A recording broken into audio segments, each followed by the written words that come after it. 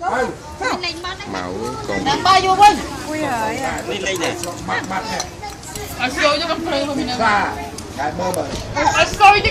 À vì lỗ cái áo sụn cao thôi.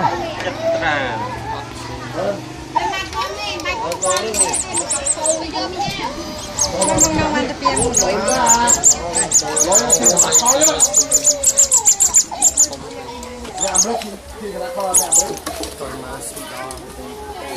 Anh chọc đi ăn kem mà ba mặt tiền.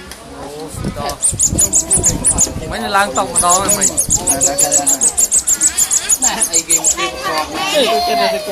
Xin mấy nhau ban ở ban kia đúng không? Lang tông mình.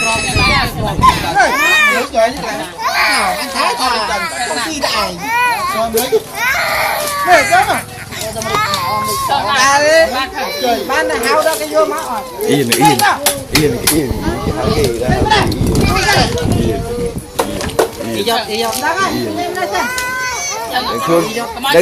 Yên đừng luôn cái yên ra hào cái sân. Xin tại. Xin tại. Đừng luôn cái yên ra hào cái sân. Cái kia hay một chợ. Cái đừng luôn cái yên ra hào cái sân.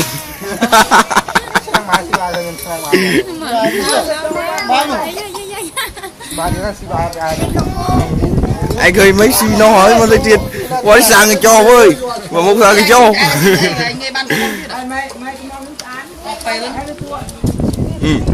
chưa máy phần na Trung à. Trung à. nhưng anh mới đi ra cái cho mới đi ra Ai thọt ác